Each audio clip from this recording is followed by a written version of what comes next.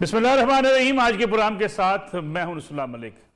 नाज़रीन, बेशक लॉकडाउन के हवाले से इख्तलाफ हो वफाकी हुकूमत और सूबाई हुकूमत के माबैन और वज़ीर आज़म इमरान खान ये समझते हों कि लॉकडाउन नहीं होना चाहिए बल्कि उसकी जगह स्मार्ट लॉकडाउन होना चाहिए, लेकिन इसके बावजूद जो बयानात हैं वफाकी हुकूमत के और जो वज़ीर आज़म पाकिस्तान का लहजा है सिंध हुकूमत के हवाले से बड़ा वाज़ेह ये तासर देता है कि वफाकी हुकूमत को सिंध हुकूमत किसी सूरत भी काबिल कबूल नहीं है।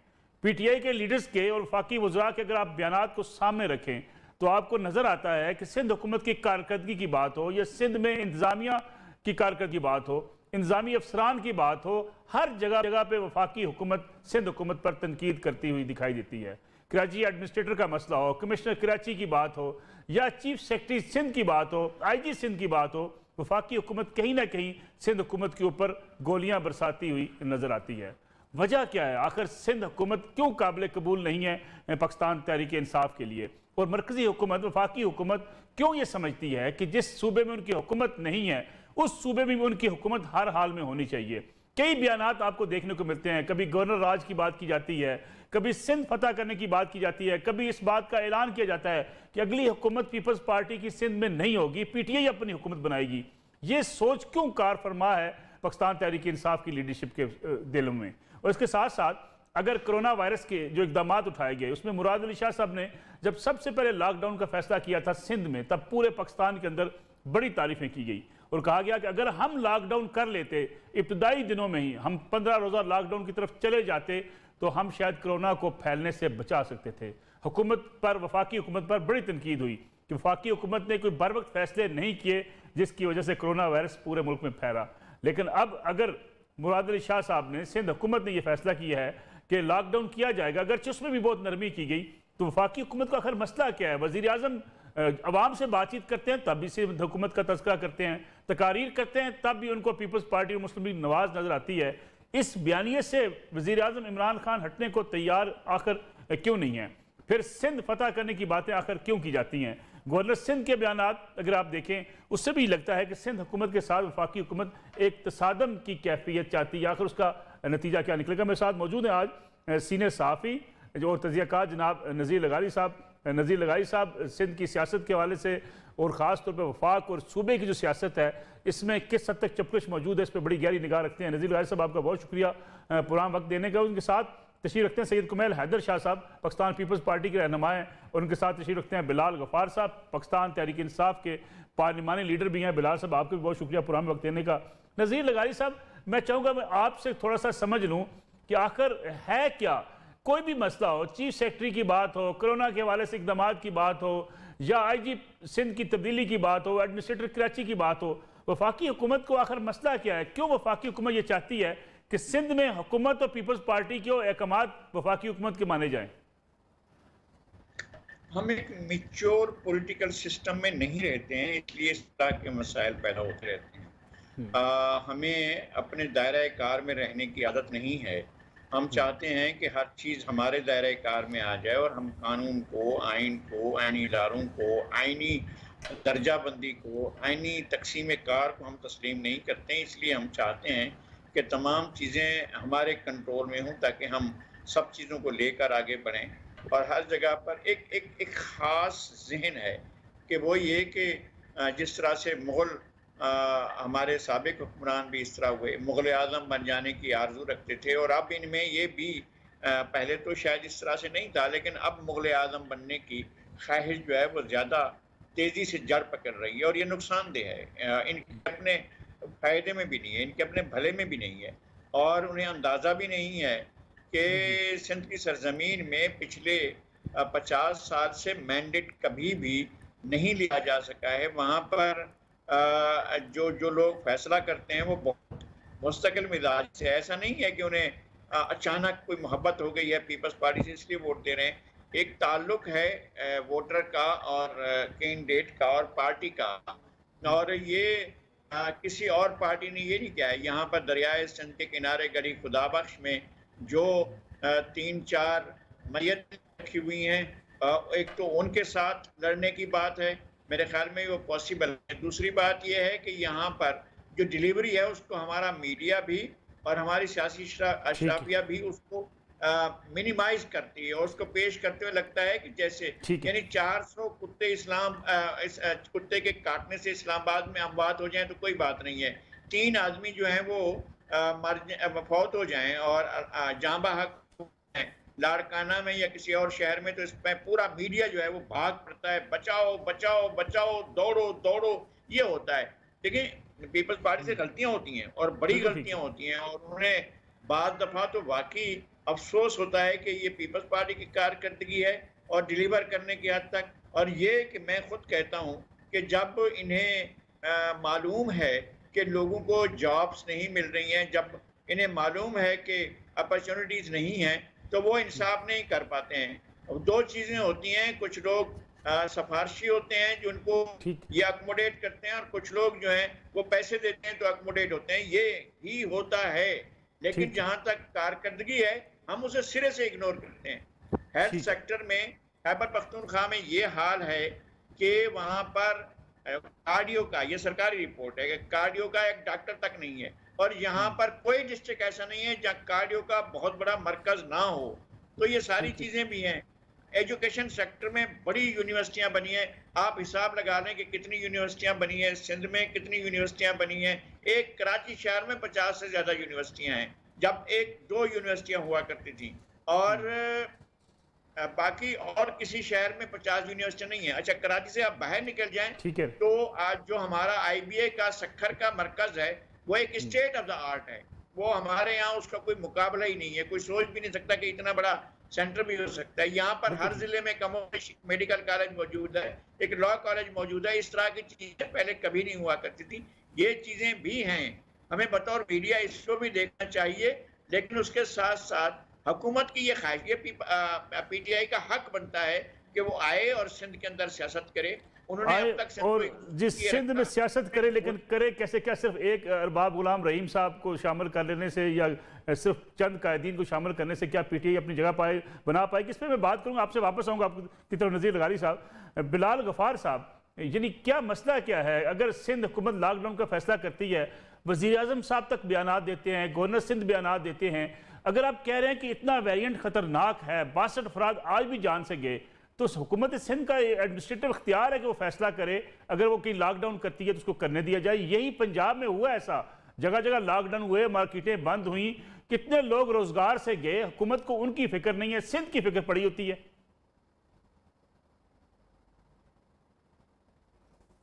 मुझे मौका दिया, वैसे मैंने नज़ीर लगारी साहब की बातें सुनी और मुझे ये कहने में कोई हर्ज नहीं है कि आज नज़ीर लगारी साहब जो हैं वो पाकिस्तान पीपल्स पार्टी के स्पोक्समैन बन के सामने आपके शो में आए।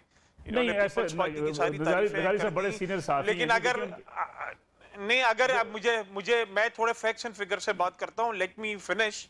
जो आपने नज़ीर लगारी साहब की पूरी बात सुनी, तो मुझे भी आप मौका दें कि मैं आपको बता दूं, और थोड़े फैक्ट्स एंड फिगर जो हैं वो स्ट्रेट लाने में ज़रूरत है।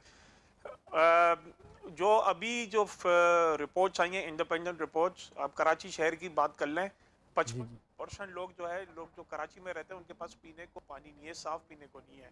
जो पूरे सिंध की बात करें तो 90% लोग जो है उनके पास पीने को साफ पानी नहीं है। आपका जो कराची में जो है 60% लोग जो है जिनके पास सीवरेज सिस्टम नहीं है। आपका education drop out from primary to secondary जो आपका लेवल है वो सिंध में सबसे ज्यादा है। वो इसलिए कि वहाँ पे बच्चियों में सबसे ज्यादा ड्रॉप आउट लेवल है, क्योंकि वहाँ पे फैसिलिटीज नहीं है एजुकेशन की। टॉयलेट स्कूल्स हैं तो स्टूडेंट्स नहीं है, स्टूडेंट्स हैं तो टीचर्स नहीं है, और फैसिलिटीज का ये हाल है कि वहाँ पे फीमेल स्टूडेंट्स के लिए कोई टॉयलेट्स नहीं है। दूसरी बात मैं आपको बता दूं कि एजुकेशन, ट्रांसपोर्ट, हेल्थ, आप मुझे आपको एक शहर तो छोड़े, एक डिस्ट्रिक्ट तो छोड़े, एक यूसी बता दें कि जिसमें पानी ये सारी फैसिलिटीज हों। एजुकेशन का अभी सर्वे आया है कि जो सिंध के स्टूडेंट्स हैं वो है ना, जो नॉर्मल जो इंटेलिजेंस लेवल है, क्योंकि वहाँ पे मैार इतना गिर गया एजुकेशन का कि वो बलूचिस्तान से भी पीछे हैं। ये वो है ना इंडिपेंडेंट रिपोर्ट्स हैं। कराची में 14 साल से इन्होंने 10,000 बसों का वादा किया था, एक बस कराची में 14 साल में नहीं आई। सिंध सॉलिड वेस्ट मैनेजमेंट, जिसको डायरेक्टली जो आपका चीफ मिनिस्टर और लोकल बॉडीज के मिनिस्टर देखते हैं, आपका कराची से कचरा नहीं उठता। सीवरेज का आप देखें निज़ाम जो है धर्म भरम है। अच्छा, अब मैं आता हूँ कोविड की तरफ पे आता हूँ। ये वही मुराद अली शाह साहब हैं जिन्होंने हाथ जोड़े थे सबको कि आप जो हैं लॉकडाउन करें। और लेकिन जब पीडीएम की मूवमेंट चल रही थी, सो कॉल्ड जॉइंट अपोजिशन की जो हुकूमत गिराने की वो आर या पार होना था, तो तब इंटीरियर सिंध में, लाड़काना में, आपके नवाबशाह में, हर जगह जलसे हो रहे थे। वो आप सबको पता होगा कि मुराद अली शाह साहब ने हाथ जोड़ के सबको कहा था कि लॉकडाउन करें। अल्हम्दुलिल्लाह जो पाकिस्तान अगर मुझे इजाजत दें, अगर थोड़ी सी इजाजत दें, जब लॉकडाउन की बिलाल भाई मेरी एक छोटी सी गुजारिश सुनिए। जब आप लॉकडाउन की बात करते, वजीर आजम पूरे मुल्क को बंद करने की बात कर रहे थे, कोरोना के खतरनाक पहलुओं से आगाह कर रहे थे, उस वक्त वजीर आजम गिलगित में और हाफिजाबाद में बड़े बड़े जलसे कर रहे थे। आगाज वजीर आजम इमरान खान साहब ने किया था जलसे करने का। मैं आपको एक बात बता दूं कि प्राइम मिनिस्टर इमरान खान साहब का पहले दिन से था कि हम पाकिस्तान की जो इकोनॉमी है, जो मेजर जो डेली वेजर्स है, जो यहाँ पे आपका लेबर क्लास है, पाकिस्तान जो है वो लॉकडाउन किसी तरीके से बर्दाश्त नहीं कर सकता था।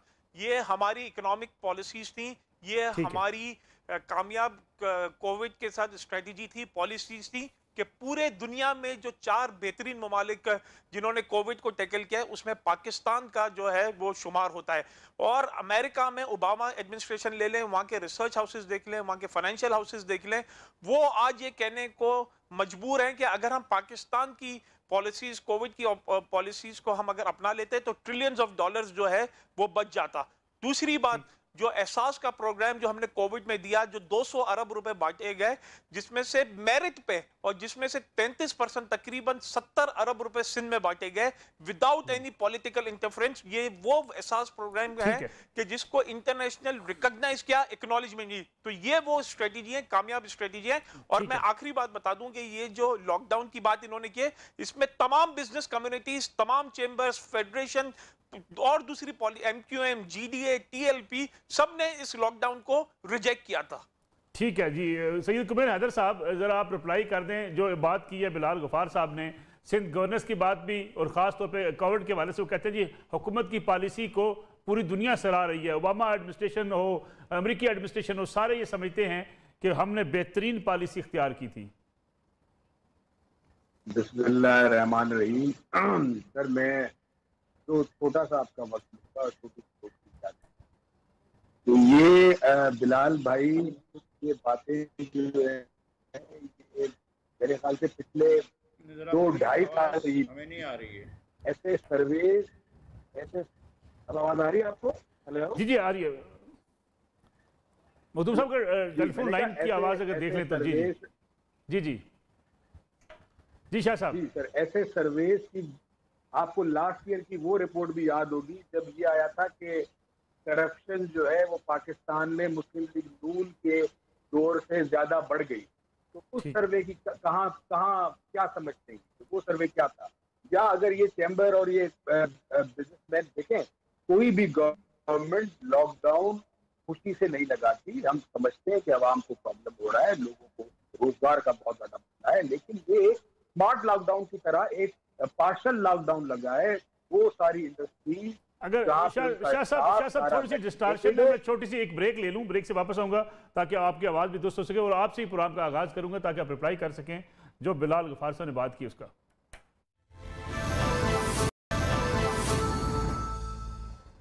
प्रोग्राम एक बार फिर खुश आमदेद। कुमेल शाह साहब बताइएगा, जो बात आप कर रहे थे उस वक्त, आई एम सॉरी कि आपकी डिस्टॉर्शन की वजह से आवाज़ पूरी नहीं जा पा रही थी। ये जो बात कर रहे हैं कि वफाकी हुकूमत ने जो स्मार्ट लॉकडाउन की पॉलिसी इख्तियार की, उसकी वजह से बेहतर रहे हालात, आप भी यही काम कर लेते? सर देखिए, मैं उसी बात पे आ रहा था।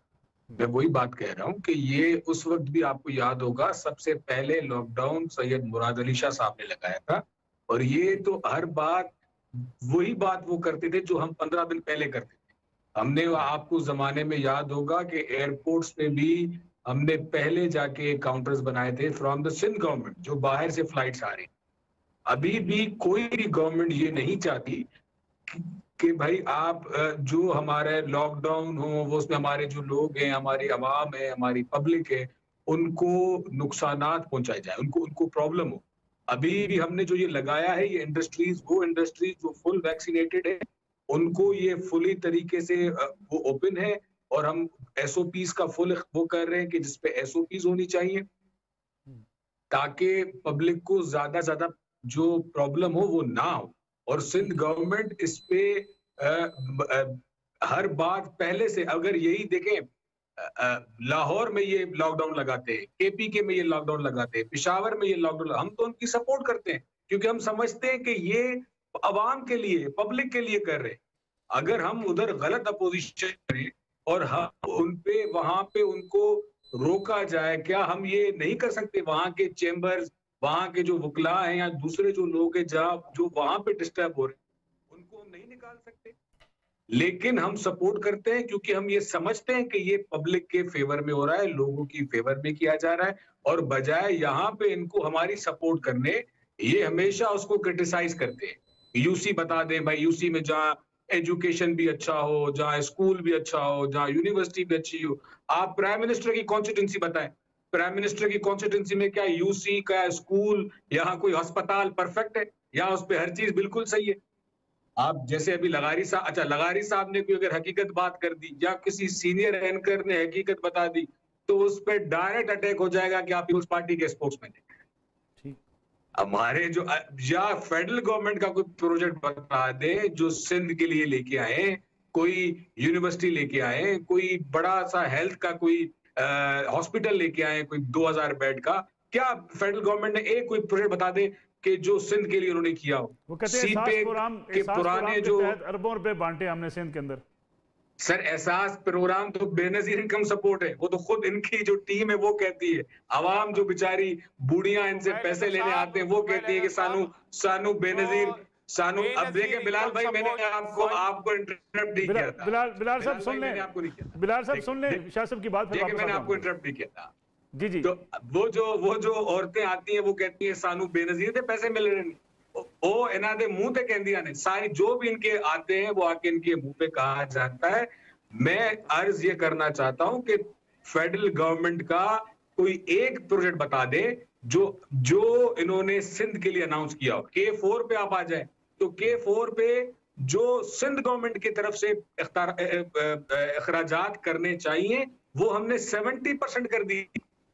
बिलाल भाई पढ़े लिखे, जाके चेक करें। वो जो 30% जो दूसरे जो अखराजात फेडरल गवर्नमेंट के वो इन्होंने नहीं किए, उधर से लेट हुआ है।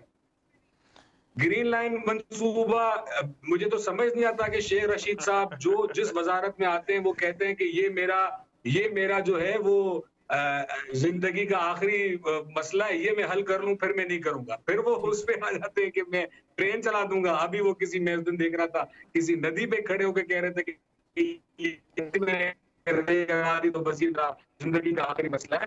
तो सर ये जो पब्लिक है ये हर चीज समझ रही है, ये समझ रही है कि अब फेडरल गवर्नमेंट के पास कोई बात रही नहीं, तो बस वो क्रिटिसिज्म करना है पीपल्स पार्टी को, नून लीग को। और क्योंकि पाकिस्तान में इस वक्त गवर्नमेंट सिंध गवर्नमेंट है, पाकिस्तान पीपल्स गवर्नमेंट सिंध में, तो बस और कुछ है नहीं, तवज्जो हटाओ मूवमेंट है कि उसी पे अटैक किया जाए। कल को पब्लिक, एंकर, अपोजिशन, इनसे न सवाल कर ले कि आपने क्या किया। ठीक है, मैं आता हूँ वापस आपकी तरफ। नज़ीर लगारी साहब, दोनों की बात आपने सुनी। पीटीआई, पाकिस्तान पीपल्स पार्टी जो बात करती है पाकिस्तान पीपल्स पार्टी के हमने अपने पैसे लगा दिए, वफाक ने जो मनसूबे अनाउंस किए उसमें अपने हिस्से का पैसा नहीं लगाया, फिर जो बड़े बड़े मनसूबे कराची के लिए वज़ीर-ए-आज़म साहब ने खुद अनाउंस किए थे, उस पर भी पेशरफ्त क्या है? देखें, एक मनसूबा वही पूरा हो जाता है ना जिसके लिए डेट्स दी जा चुकी हैं। एक मरतबा नहीं, कई मरतबा डेट दी जा चुकी हैं। जी हम फलां तारीख को, जून की फलां तारीख को ये ग्रीन बस जो है वो चलना शुरू हो जाएगी। फिर आई जुलाई की फलां तारीख को ग्रीन बस चलना शुरू हो जाएगी। हमने ग्रीन बस के चलने की कहानियाँ सुनी हैं, लेकिन अब तक ग्रीन बस, हम उस रूट से सफ़र करते हैं, हमें कहीं कोई आसार नज़र नहीं आ रहे हैं कि इसके चलने के अगले 2 महीने में, अगले 3 महीने में, अगले 4 महीने में, अगले 6 महीने में यहाँ कोई ग्रीन बस चलने के कोई आसार भी नहीं है। तो ये एक तो ये सूरत हाल है। और ये वफाक का एक प्रोजेक्ट था और ये 2014 से चल रहा है। अब इसको तकरीबन 8 साल होने वाले हैं और ये मनसूबा यूं का त्यों पड़ा हुआ। उसके अलावा लोगों की जहमत अलग है और बिलाल साहब जानते होंगे कि किस तरह से लोगों को सफ़र करना पड़ता है जब इस रास्ते से गुजरते हैं। अगर ये ग्रीन बस पर कुछ रश जो है शिफ्ट हो जाता है तो फिर इसके बाद बड़े मसाइल हल होते हैं। फिर ये कि ये KCR के बारे में हमने सुना कि जनाब ज़ाहिर है रेलवे का एक मंसूबा है, किस तरह ये प्लानिंग हुई। खुद बिलाल साहब को मालूम होगा कि जब ये शुरू हुआ है ग्रीन बस का मसला, तो उन उन जो जो फ्लाईओवर थे, जो पुल बने हुए थे, उनको तोड़ दिया गया और ग्रीन बस के लिए तोड़ दिया गया। भाई ग्रीन बस के लिए तोड़ रहे हैं, लेकिन ये तो कराची सेंट्रल रेलवे की जगह थी। आप 7 नंबर नाजमाबाद पर जाकर देखेंगे किस तरह से उसको तोड़ा गया और वो 2 पुल जो है वो खत्म कर दिए गए, उनको मिलियामेट कर दिया गया। और सारे के सारे रूट पर जो है इसको साफ करना चाहिए था। सूबाई हुकूमत ने भी साफ करना था और रेलवे ने भी अपना साफ कर। रेलवे अपनी जमीन क्लेम करे ना, रेलवे कहे कि जनाब ये जमीन हमारी है, इस पर कब्जा हो चुका है, और फिर वो सुप्रीम कोर्ट तक तो ऑर्डर हो चुके हैं कि जनाब इसको साफ करवाएं, साफ नहीं होता है। सिंध हुकूमत की ये कमजोरी है। 2-3 मसाइल हैं जिनको सिंध हुकूमत ने हल करना है। कराची का पानी का मसला बहुत बड़ा मसला है, सीवरेज का मसला एक बहुत बड़ा मसला है, और सॉलिड वेस्ट मैनेजमेंट का मसला है, वो बहुत बड़ा मसला है, और इनको हल होना है। ऐसा नहीं है कि जनाब इनको छोड़ दिया जाए और हम तालियां बजाएं कि जनाब आपने तो कमाल ही कर दिया, आपने मसला हल कर दिया। ये मसाइल हैं। और मास ट्रांजिट का मसला है, मास ट्रांजिट नहीं हो सकता है। कोई सोच सकता है कि 2 करोड़ से ज्यादा आबादी के शहर में मास ट्रांजिट का सिरे से कोई निजाम ही नहीं है, कहीं भी नहीं है। अच्छा, इसमें वफाक को और सूबे को मिलकर कंट्रीब्यूट करना था। अब तक पिछले 1 साल से ये ऐलान हुआ कि जनाब 1 ट्रिलियन रुपीज जो है वो आप खर्च कर रहे हैं, तो उसको कहीं ना कहीं से तो शुरू करें ना, कहीं ना कहीं तो एक फीता काटें और कहें कि जनाब हम इस प्रोजेक्ट को शुरू कर रहे हैं। हमें नहीं मालूम है कि अब तक कितने प्रोजेक्ट उस सिलसिले में बने हैं। ये जो 6 साल पहले वो किया गया था, एक रोड बनाया गया था जो शारा फैसल को कुछ बेहतर किया गया, यूनिवर्सिटी रोड को कुछ बेहतर किया गया, और कुछ अपना तारिक रोड को कुछ बेहतर किया गया, और शहीद मिलत रोड को किया गया। लेकिन ये कि ये सारे शहर की गलियों में जाकर देखें, आपको कहीं ना पार्किंग मिलेगी, ना अपनी गाड़ी आप अपने घर के अंदर भी नहीं ले जा सकते। ये सूरत हाल है। ओवरऑल हमें कारकर्दगी को बेहतर बनाना है, लेकिन ये इश्यूज लड़ाई से नहीं हल होंगे। आप करते रहें, अगर वफाक ने और सूबे ने आपस में लड़ना है तो लड़कर देख लें, और एक दूसरे को चोर चोर कहना है तो भी आप लड़कर वो करके देख लें। मसाइल इस तरह हल नहीं होंगे। बिल्कुल ठीक है बिलाल जी, ठीक है जी। बिलाल गफार साहब, अगर आपने जो कराची के मंसूबे खुद जो अनाउंस किए हुकूमत ने, वफाकी हुकूमत ने, सर्कुलर रेलवे की बात हो, ग्रीन की बस की बात हो, इन मंसूबों पर तो अमल दरामद होता नहीं है। वफाकी हुकूमत अपनी कारकर्दगी देखती नहीं है। सिंध हुकूमत में कमजोरियां जरूर होंगी, लेकिन हर वक्त अगर आप अपोजिशन की जहाँ हुकूमत होगी उनको तनकीद का निशाना बनाएंगे और ये तासर पैदा होगा कि आप सिंध फतह करना चाहते हैं, बगैर कुछ काम किए, बगैर अपनी तंजीम साजी किए, सिर्फ किसी अरबाब गुलाम रहीम साहब या किसी एक लीडर के आ जाने से, जो पहले 6-7 पार्टियां बदल चुके हैं, आप कैसे सिंध फतह करेंगे? अच्छा, पहले तो मैं आपको कुछ चीज़ें जो हैं वो उसकी रिकॉर्ड की दुरुस्ती के लिए बता दूं। कुमैल साहब को मैं बता दूं कि K4 का जो प्रोजेक्ट था वो 25 अरब रुपए का प्रोजेक्ट था इनिशियली। अब मुझे पता नहीं है कि इनको ये पता है कि इसकी रिवाइज कॉस्ट कितनी हो गई है, तो मैं इनके नॉलेज के लिए बता दूं। और नज़ीर लगारी साहब ने बड़ी अच्छी बात की कि पता होना चाहिए कि क्या हो रहा है। तो ये अब प्रोजेक्ट 125 अरब रुपए का हो गया है, और ये अब फेडरल गवर्नमेंट ने कितने दे दिए सर? फंडेड बाय यार मेरी बात सुन लेना। अब आप जब बोल रहे थे तो मैं आपकी बीच में नहीं बोला था ना। अब मेरी खो है ना, सुकून से सुन ले, मैं आपको भी सब बता रहा हूँ, ठीक है ना। 125 अरब रुपए का ये प्रोजेक्ट है, और ये अब 100% फंडेड बाय फेडरल गवर्नमेंट है। इसके लिए ऑस्ट्रेलियन कंसल्टेंसी को हायर कर लिया गया है। वापडा इसको एग्जीक्यूट करेगा, और 2023 अक्टूबर तक इंशाल्लाह ताला जो आपका K4 का प्रोजेक्ट कंप्लीट हो जाएगा। दूसरी बात मैं आ जाऊं कि ग्रीन लाइन बसेस, उसके लिए जो आप बात कर रहे हैं, 80 से 85 बसेस जो हैं वो चाइना से इंपोर्ट कर ली गई हैं। वो अब उसका जो टिकटिंग का सिस्टम है वो भी है ना, तकरीबन उसका फाइनल हो गया है, टेंडर दे दिया गया है। और मैं ये नज़ीर साहब को बताना चाहूँगा कि अगले 1.5 से 2 माह में आपकी ग्रीन लाइन के मंसूबे की इफ्तिताह वज़ीर आज़म इमरान खान साहब खुद करेंगे। दूसरी बात, ये ग्रीन लाइन बस तो हो गई, लेकिन वो orange line, yellow line, purple line, red line जो पता नहीं 10-12 साल से बननी थी, वो आज तक तो बनी नहीं। वो कराची का एक सेफ सिटी प्रोजेक्ट बनना था जिसमें 10,000 कैमरे लगने थे कराची में, वो तो आज तक लगे नहीं। दूसरी बात मैं ये बता दूं कि ये मुझसे कुमैल साहब पूछ रहे हैं कि हमने क्या खर्चा किया है। तो ये जो कराची के जो 3 बड़े नाले हैं, औरंगी नाला, गुज्जर नाला और महमूदाबाद नाला, इसको लिए NDMA को 35 अरब रुपए दे दिए गए हैं। जिससे ये 3 नालों की सफाई, उसकी रिहेबिलिटेशन, उन दोनों तरफ की रोड की कंस्ट्रक्शन के लिए, प्लस वहाँ के जो अफेक्टीज हैं उनके लिए जो आपका मुआवजा है, ये इस 35 अरब रुपए में शामिल है। ये वो 35 अरब रुपए हैं जो जारी कर दिए गए हैं। इसके अलावा आपका कराची पोर्ट ट्रस्ट से पोर्ट कासिम तक आपका फ्री कॉरिडोर की बात हो रही है।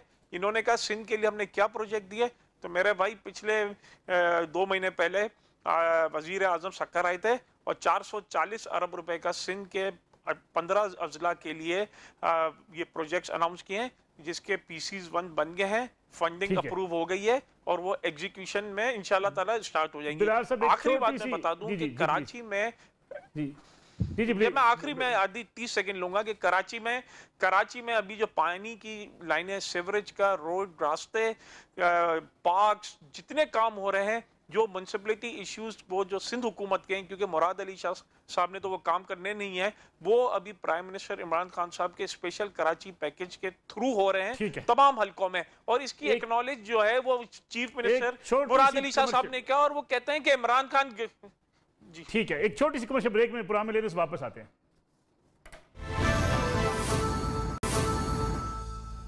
प्रोग्राम एक बार फिर खुशामदीद। बड़ा मुख्तसर बचा वक्त हमारे पास। नज़ीर लगारी साहब, अगर 1 मिनट में आप मुझे रिप्लाई कर सकें कि ये सिंध और वफाक की लड़ाई खत्म होने के इम्कान नजर आते हैं आपको? मेरे ख्याल में लड़ाई नहीं होनी चाहिए, सियासी काम करना चाहिए। सब लोगों को अपना सियासी काम करने का हक है। वो पॉलिटिकली अपने जितना अपना दायरा बना सकते हैं ज़रूर बनाएं। वो सारा पाकिस्तान जो है वो तमाम लोगों का है और कोई झगड़ा नहीं होना चाहिए। अगर वो सिंध में उनको ये ख्याल आया है कि उन्हें जाना चाहिए तो ज़रूर जाना चाहिए। पीपल्स पार्टी को पंजाब में जाना चाहिए, खैबर पख्तूनख्वा में जाना चाहिए। तमाम पार्टियों को तमाम मुल्क के अंदर काम करना चाहिए। इसमें कोई प्रॉब्लम मुझे नज़र नहीं आती है। तो अरबाब रहीम साहब को गेम चेंजर हो सकते हैं? मैं इस पर क्या कमेंट करूं। मैं जानता हूं, मेरे मेहरबान हैं, दोस्त हैं, लेकिन मुझे वो ऐसा नहीं लगते हैं। वो तो थरपारकर में भी गेम चेंजर नहीं साबित हुए। वो पिछले जितने भी इलेक्शन हुए हैं हालिया, उनमें गेम चेंजर भी नहीं। थरपारकर वो नहीं रहा है जो अरबाब ख़ानदान का और सिंध के जो हमारे राणा ख़ानदान का जो ज़ेर असर था, वो अब सिंध वैसा नहीं रहा है। ठीक है, बिलाल गफ़ार साहब, यानी मैं अब नाम नहीं लेना चाहता, जो आप शामिल करते जा रहे हैं, मुख्तलिफ पार्टियों से होते हुए धुल धुला के आपके पास आ रहे हैं, ऐसे पीटीआई सिंध में कदम कैसे जमाएगी? अच्छा जी, मैं इसका भी जवाब देता हूँ। जो आप बात कर रहे थे कि जो लोग जो हैं वो तंग हैं सिंध की में जो 14 साल की हुक्मरानी से। इंशाल्लाह ताला अब अगली तब्दीली जो है वो सिंध में भी आएगी, आज़ाद कश्मीर में भी आपने देखा, गिलगित बल्तिस्तान में भी देखा। पाकिस्तान पीपल्स पार्टी वो जमात थी जो पंजाब से जिसने अपना आगाज़ किया और वो एक कहलाती थी कि चारों सूबों की एक फेडरेशन की जमात है। लेकिन आज पाकिस्तान पीपल्स पार्टी कुछ चंद अजला की पार्टी रह गई है और इंशाल्लाह आप देखेंगे कि बहुत से जो हैवी वेट्स हैं जो सिंध के जो एंटी पीपल्स पार्टी हमेशा रहे, वो बहुत जल्द पाकिस्तान तहरीक इंसाफ में शमूलियत करेंगे। और ये मैं आज इंशाल्लाह ताला आज आपको मैं प्रेडिक्ट करने जा रहा हूँ कि 2023 में जो हुकूमत होगी सिंध में वो पाकिस्तान तहरीक इंसाफ की होगी। ठीक हो गया। कमेल हैदर शाह साहब, आपको लगता है कि सिंध में पीपल्स पार्टी को पीटीआई शिकस्त दे पाएगी? बड़े बड़े हैवी वेट का तस्करा तो कर दिया कि वो जा रहे हैं, कोई आज आपके लोग भी जा रहे हैं? कोई फिर आप दोनों माशाल्लाह बहुत ज्यादा सीनियर हैं, हमारी उम्र आप दोनों है, दोनों का तजुर्बा लगारी साहब का भी और आपका भी। आप ये हल्फन बताएं कि आवाम इनसे खुश है। जो हमारे ये पेट्रोल की कीमतें और जो ये बम रोज आते फोड़ रहे हैं, इनमें सिंध बहुत, मुझे लग रहा है खान साहब की अपनी वो क्या कहते हैं सर, वो जमानत जब्त, वो जो नहीं, वो जो कम वोट होते हैं वो ना हो जाए। आप उनका हाल देखिए। मुझे तो अब कश्मीर में आप पीपल्स पार्टी का कम बैक देखें, जो पिछले इलेक्शन में 3 सीटें, इस बार वो 11 सीटें, और जो सीटों पे हम हारे गए उसमें भी 200 या 300 वोट्स पे अच्छा परफॉर्म किया। और जितने बाय इलेक्शंस हुए 13, ये अभी सियालकोट का मिला के 13 बाय इलेक्शंस में फेडरल गवर्नमेंट सिर्फ 2 जीती है। तो ये तो आपका वो है सर। शाह साहब, प्रोग्राम का वक्त खत्म हो गया। बहुत बहुत शुक्रिया आपका प्रोग्राम वक्त देने का। बिलावल गफ्फार साहब और जनाब नज़ीर लगारी साहब, आपका बहुत शुक्रिया। नाज़रीन, अगले हफ्ते आपसे फिर मुलाकात होगी। इजाज़त दीजिए, अल्लाह हाफ़िज़।